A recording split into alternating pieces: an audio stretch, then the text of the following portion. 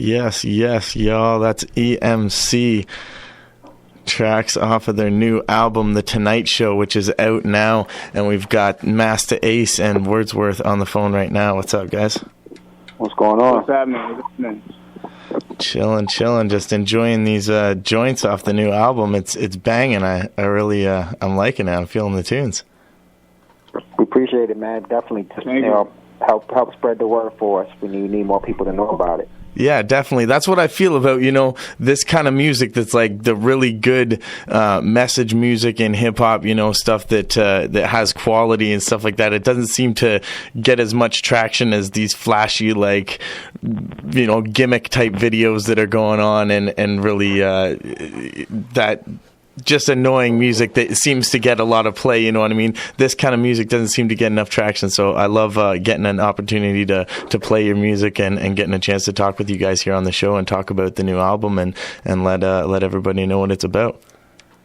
Without a doubt, man. We appreciate it, man. Sometimes, it seems like nowadays the good music, the music that feels right to your soul, that's the stuff that slips through the cracks. Everybody focuses on the negative, the drug dealing, the flossing, all of that, and the music that can uplift and make you feel good, songs like Scientology, they slip through the cracks sometimes. Mm-hmm. I feel that. And I was just bumping the Beautiful record before. Like, that's beautiful. You know what I mean? Like, it's older, but that's the kind of message music that you guys still be coming with. You know what I mean? That just positive and uplifting and really good food for the soul, basically.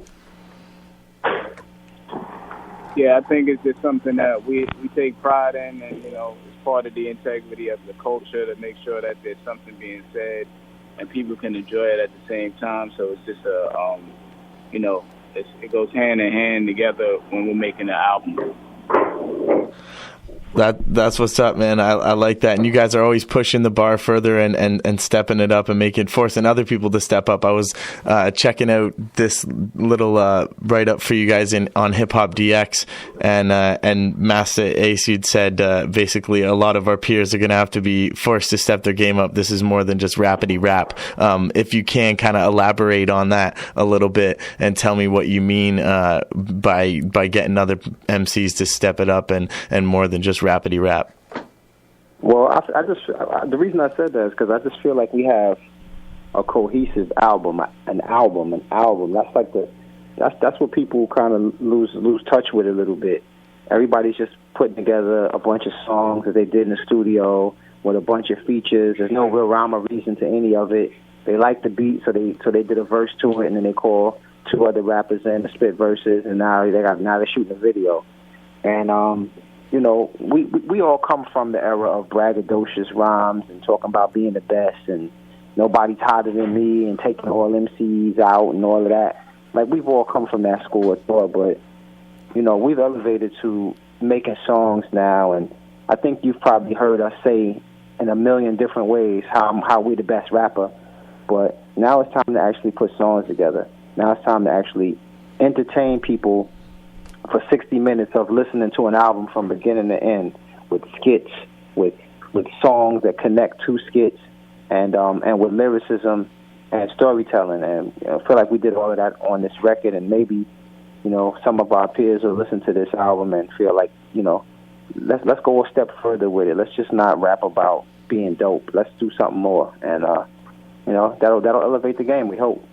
Definitely, I agree with that. I think especially with the storytelling aspect of it, like, that's something that's almost lost in today's music, and it's something that was really, really the roots of hip hop. I feel like a lot of MCs did that, was just like crafting a verse that made sense all the way throughout it, and was telling a story about what was going on, or a scene, or a situation, or something that they'd been through. And that's that doesn't seem to happen too much, because you get a lot of that braggadocious, I'm the best type rap.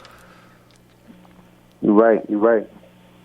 But you guys are bringing it back to the real. So that's what's up. You got this album out, and I definitely agree with you on that statement. You know, it's an example of what a great cohesive group album should sound like. It's, you know, it's not like that just over the computer, over the internet, like, yo, check out my verse and you drop your verse and we'll go do this and make an album out of it. It's not like that. It's something that sounds a little bit more organic, right? It came together out of a passion and a love for the art.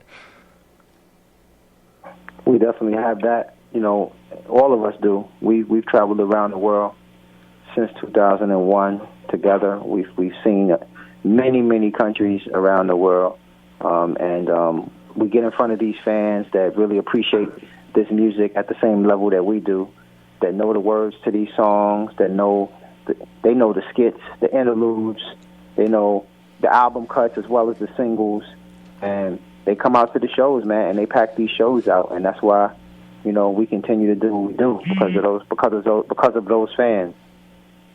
Definitely, it's very appreciated, the music that you guys make, and when you guys show the appreciation for the art by continually crafting that music that people are going to love, then they're going to keep eating it up and continue coming out to the shows and supporting you guys.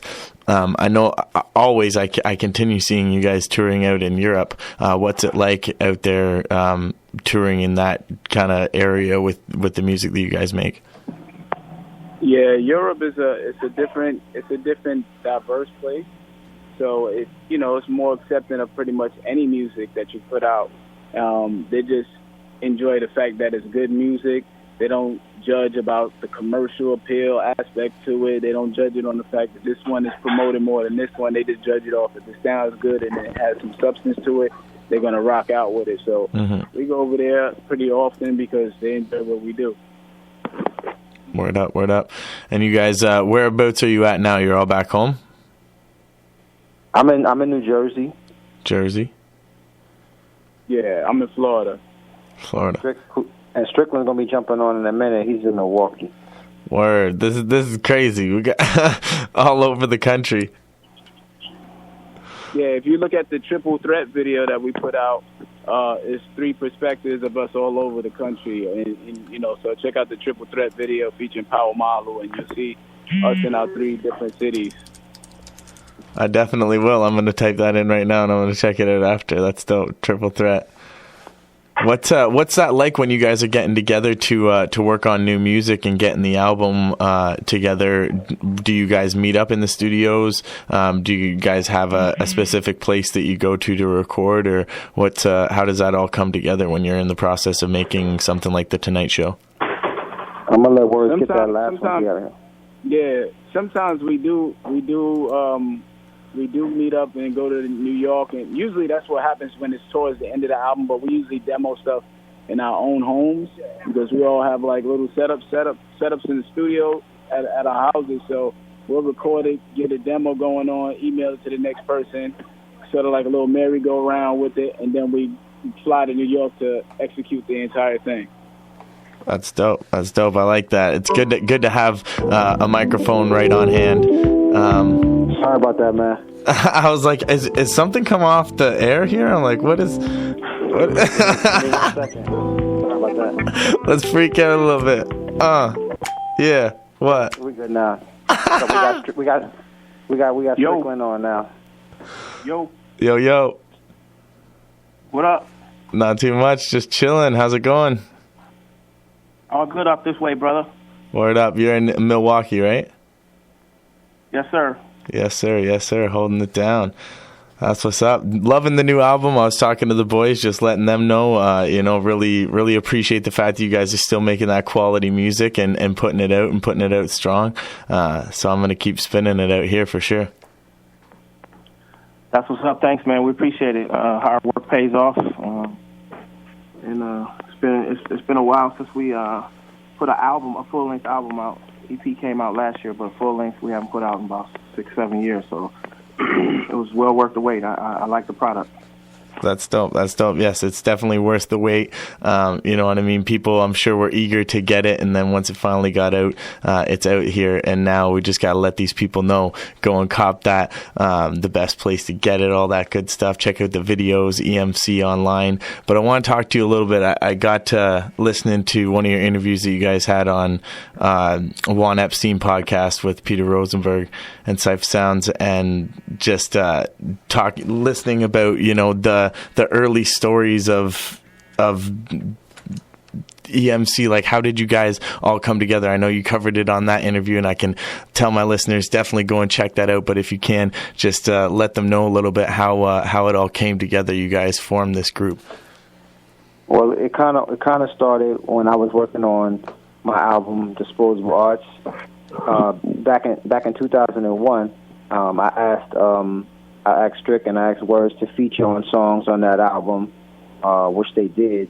And then I went on tour in the fall for that album, and I brought them on the road with me. From that time, we all started to do a lot of tours together. I would bring some of the guys with me on the road. We would do tours and shows. People started seeing us on stage together. And even from that first Disposable Arts tour, we would do a freestyle session at the very end, bring everybody on stage. We would all rhyme and just have a lot of fun, and the crowd loved it so much, and they got used to seeing us on stage together. Somewhere around 2006, I guess, after I dropped Long Hot Summer, and they were featured on that album as well, and we toured again, the rumor started floating around that we were going to form this group.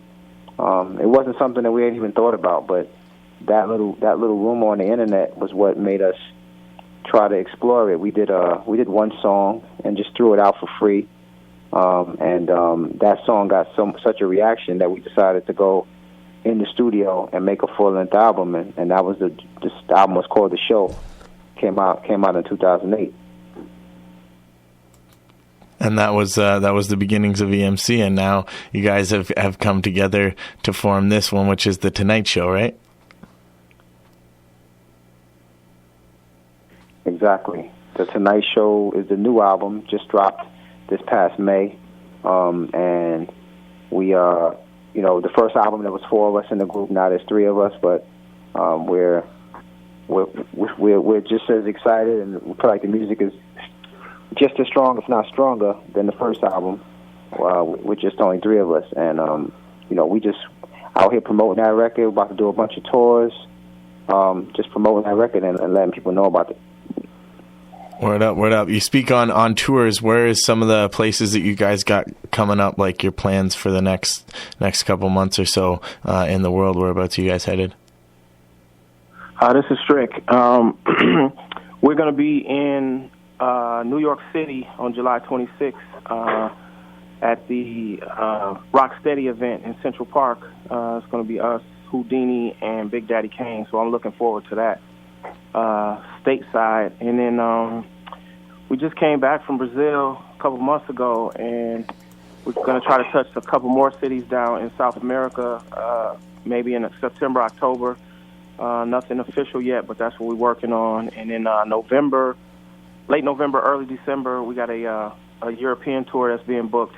We usually go out that time every year, so Europe in late November, early December, and then hopefully, fingers crossed again, we'll be in Australia in mid-December for 10 days to a couple weeks. So I'm looking forward to getting on the road with the fellas again. It's always a blast. It's always fun to get out and meet people, and hopefully the people have the songs and memorize some of the words. And it's always a thrill to be on stage and watching people, understand the vibe that you were trying to project when you wrote the song and are singing the words. That's always one of the best things about touring, so I can't wait. Word up. I like that. Yes. Out in Europe now, heading, and then hopefully out to Australia. That's dope to hear. Definitely good places to be traveling with the music that you're making. One thing I wanted to ask as kind of a question for the whole group, is something that's just developed recently in the last little bit, and has launched is this new streaming service that like Jay-Z and a bunch of other different artists are coming together to create this thing called Tidal. Have you guys heard of it, and are you on board with it? Do you know much about it? Just curious as an artist myself, if you guys are interested in it or know anything. Definitely heard of it. Definitely know about it. Streaming is like the new way that fans are going to be listening to music. It's the wave of the future. Mm-hmm. But as an artist, we still need to be paid for those listens. The same way that we get paid for BDS spins on a radio station, which underground acts like us don't get those BDS radio spins, so we have to rely on college radio, and we have to rely on people that are streaming the music. And so these companies are created to basically to monitor those streams, and potentially and hopefully to pay artists a fair royalty. And that's why I think Jay created Tidal, because the royalty that was being paid by some of the other streaming companies was like a percentage of a penny, and it just was not a fair royalty being paid out to the artist. It was almost like fans were getting the music for free. If you can get the music for free, then nobody's going to buy a CD ever again. Nobody's going to download an album off of iTunes ever again. And so there has to be a new system set up going forward where, because, if you're talking about streams, like it's going to help, it's going to benefit underground artists like us. Mm-hmm. Because as long as we're getting paid a royalty on those listens, it's going to benefit us in a great way, because it's tough for us to get into the major stores, into the chain stores, without big-time distribution. And so, and there's not that many stores left. So, there's a handful of mom and pops, there's a handful of, major chains, but there's, CDs are starting to become a thing of the past. We still sell them at shows, which is great. Fans want to get those physical copies in their hands at shows, but generally speaking, fans don't know where to go to buy CDs anymore. Everybody's downloading songs to their phones or streaming songs from their phones, and so I'd like to believe that there's going to be a system in place in the next 3 to 5 years where we're going to get a fair royalty, not a percentage of a penny. I mean, not a percentage of a penny, but a fair royalty being paid to all artists. Awesome. I like that. I'm glad. I just really wanted to get your opinion on that, as artists and being, in the category that you guys are, you know what I mean? Like you're 100% right. Artists need to get paid. And if people do get to a point where all music is free, eventually artists aren't going to be able to make that music anymore. And that's the reality of it, is like it costs money to make the music and to tour and to get around and stuff like that. And as fans who consume the music, we got to recognize that and then represent by putting our money where our mouth is and copping the product. So that's real talk. Other thing that I wanted to ask you guys, as a group, did you guys hear about De La Soul, what they did with their last, like, the Kickstarter campaign thing that they did, where they raised it was like $1 million or something? Did you guys hear about that? This is Strick. Yeah, I definitely heard about it, and it's something new to me. It's a new concept to me, and personally, I think a group like De La using it was kind of dope and creative.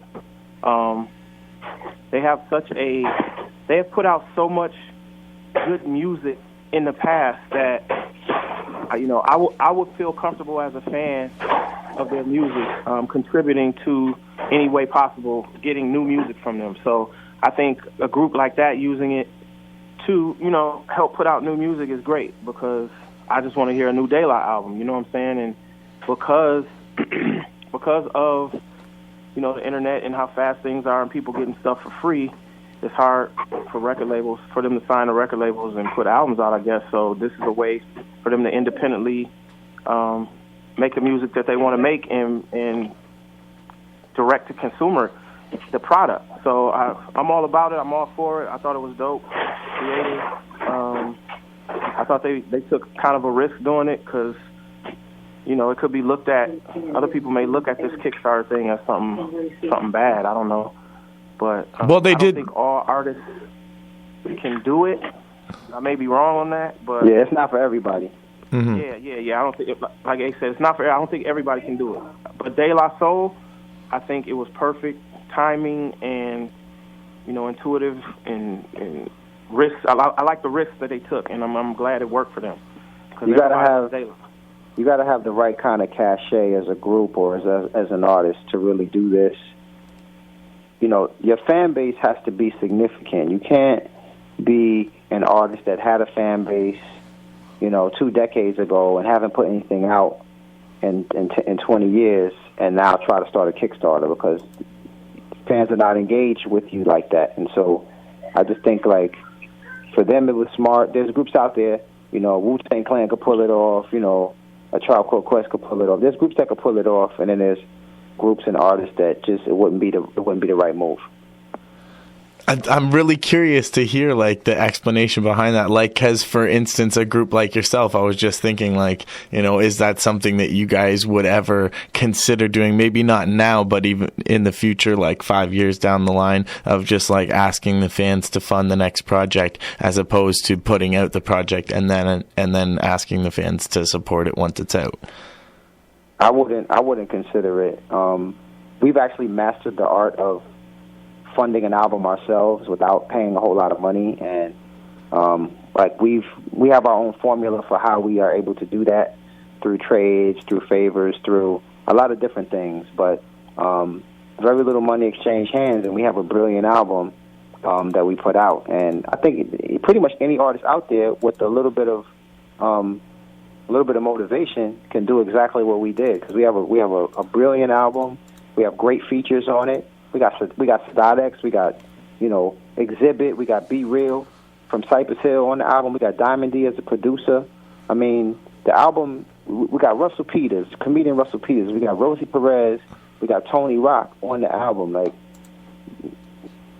these were favors. These were friendships. These were relationships. These were done and accomplished without having to beg anybody for money. And so, yeah, I don't see us doing that. That's good, man. I like that. I really do. And I respect that as an artist myself. I really respect that you guys are able to fund your own projects in that way. And, you know, it is about respect in the industry. And if you can work with the right people, it's generally better, I find. You have a better relationship at the end of it. You have a better song. You have a better project, because there was like a different kind of vibe when you guys were doing the interaction, creating the song, creating the skit, whatever it may be. You know what I mean? That's the blessing, and that's what makes it really good, is when it's just on the love and on the strength, I feel, and instead of having this paper exchange and being able to do some sort of trades and stuff like that. I think that's great. So props for being able to put together an album like that. I definitely was feeling those joints. I hit them with the Be Real joint, the stupid one. I hit them with the Exhibit joint, Numbers, keeping them going, man. Definitely. I'm impressed with the album, the sound of it, and everything. Like, it's solid project. Where's the best place? Tell the people that they can get it. Like, where would you guys recommend them to go? Speaking of, you know, money and where that all heads to, where's the best place where you're going to get the most of that? This is Strick, and just to add a little something to what Ace said, there's no disrespect to De La for choosing to do Kickstarter. The fact that we did it our way, it's no disrespect to them. Like we said before, I thought it was a cool, creative, brilliant thing that they did, and they pulled it off. And they can pull it off because of all the great music that they've given us over the years. Like, I would have no problem adding to their Kickstarter, because I know I'm gonna get a good product, and they have street cred already, or they have cachet. They have cachet. They have a fan base. They're a legitimate group with a legitimate fan base and a history of quality music, and they have continued to drop music. Yeah, I wasn't in any way trying to say them. I was just talking about, you know, Joe Schmo, who dropped one album back in '83, trying to do a Kickstarter. Like, come on, like you had a hit record in '87, and now you got a Kickstarter in 2015. You wildin'. Right. And to answer your question, now to get back on topic, all the digital outlets have the album, iTunes, Amazon. I don't know what the other. I buy all my music on iTunes, so you can definitely. And I'm not even gonna front. Get the music how you get the music. Like, that's all I'm gonna say. Get the music so you can hear it and like it, and then come out to the show. And then if you get the music for free, come to the show and buy a physical copy of the show and get a signed copy. You know what I'm saying? Just get the music and appreciate it for what it is, and then come out to the shows and let's have fun.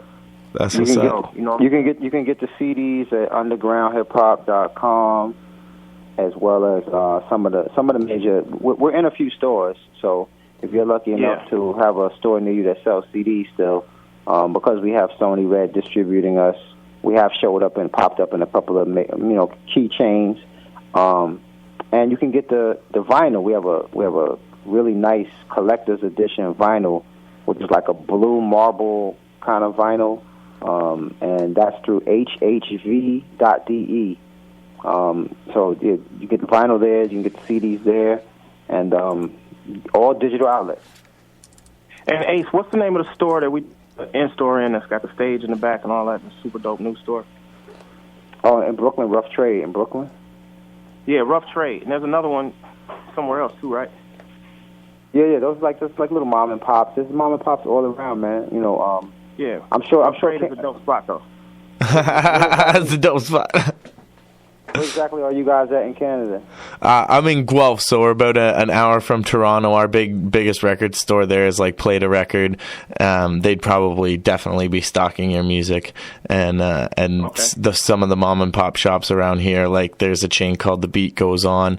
They might have your stuff. Also, HMV is our other like music store around here that might have it. And you guys are going to be coming up to Canada next year, right? Yeah, that's the plan. I hope so. Yeah. We love Canada, by the way, and it's not just because we're on an interview with a Canadian person, but Canada, we've done it. How many times, Ace? 4 now? 5? 4?